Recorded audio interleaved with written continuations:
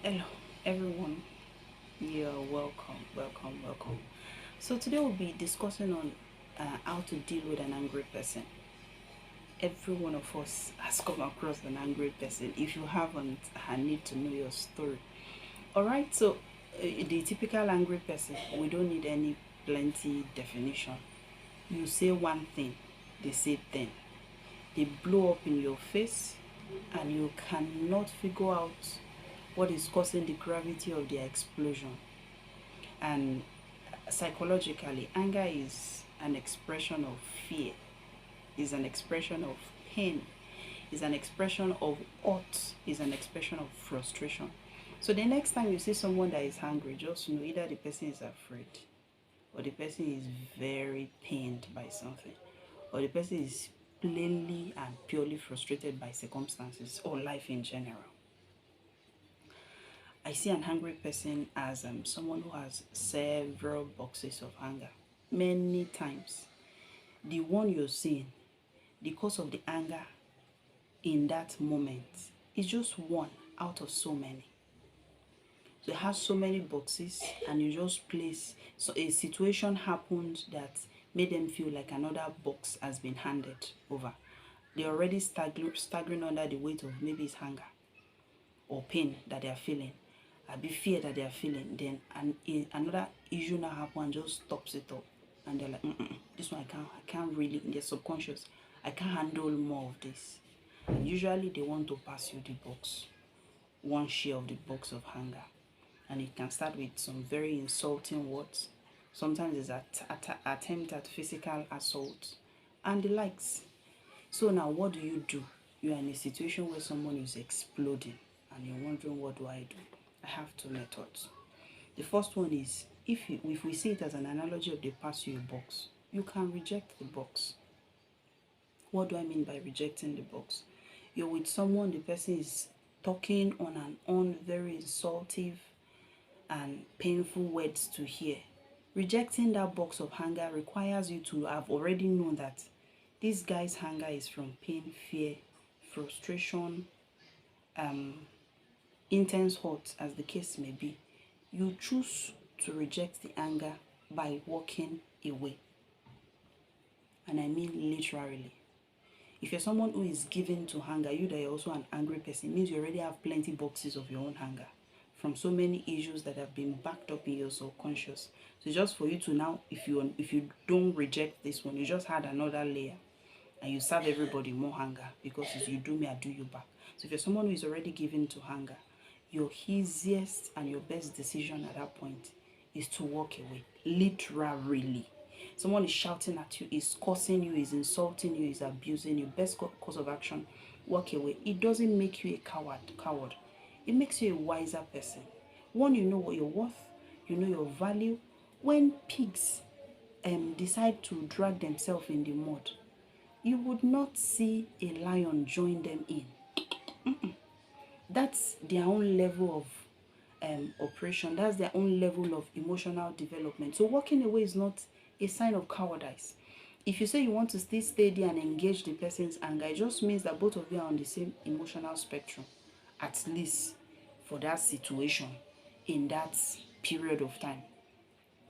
But for you to be able to see I and know that this pain is just, this anger is just demonstrating something more deep seated, it allows you to walk away. So if you have anger issue, my first recommendation is walk away when there's a volatile occurrence. If you're someone who is very sensitive, you that things pain you very well, they say one and you're still thinking about it for the next couple of weeks, best course of action is also walk away. There are some people that once they're hungry, they are blinded. That will not be a time you say you want to hold a rational discussion. You can come back when the hunger has abated and they are cool. If there's a need for it, then you may engage them. So if you also have someone who is too blinded by the anger for you to be able to do number two, which is replace it, I will talk about. So number one is reject the anger. They give you a box, you just reject it, walk away. If I want to give you a gift now, you're walking away.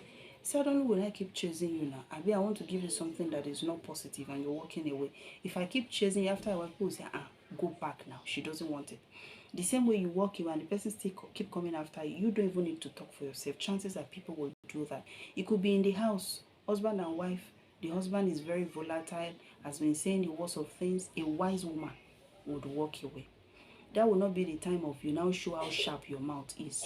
Many husbands have killed their wife because one person was not wise enough to walk away in the heat of a violent emotional expression.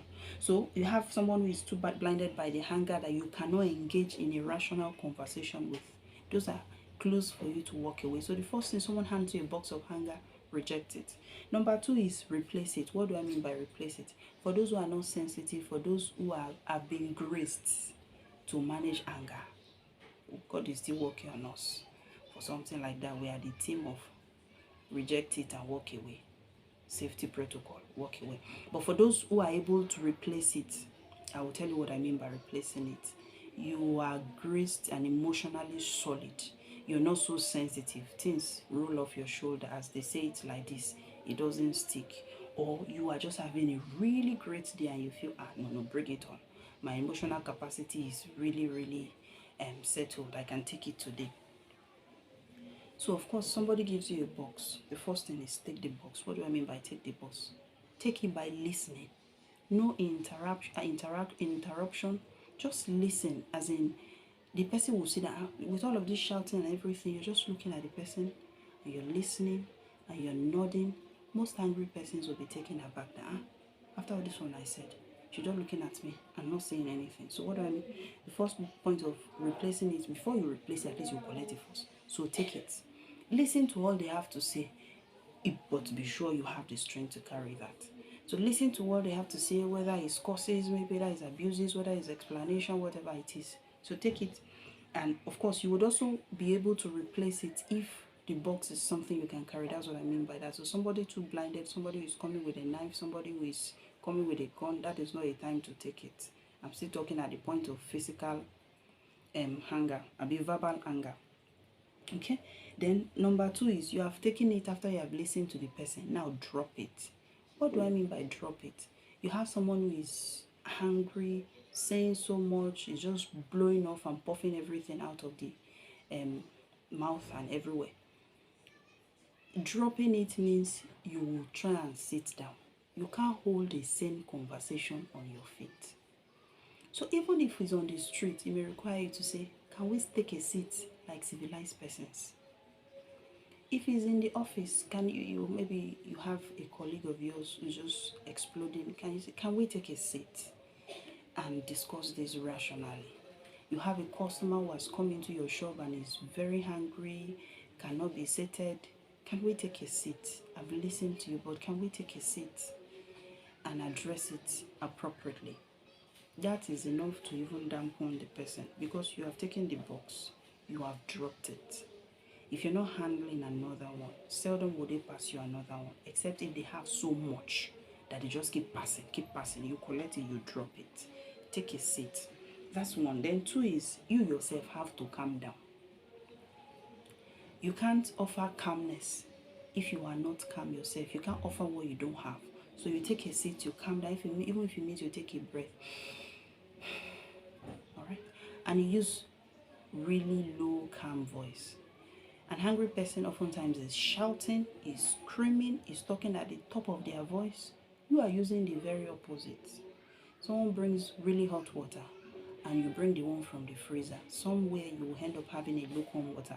So at least you've already been able to de-escalate the tension in the atmosphere. So you use a calm voice, a lower voice that is not as high as what the person is using with you. Really, do you know they will say, raise your conversation, not your voice. When you really have something to say, you don't need to shout it. If your points are really that detailed, just your regular voice will get it across. If you have to shout, then it means you don't have something substantial to say. Okay, then the third one is knowing that anger is an expression for fear, for pain, for hurt, for frustration. Empathize with them and really be genuine about your empathy. It can be, oh, I can see your pain, really. I can feel your fear, really. Okay?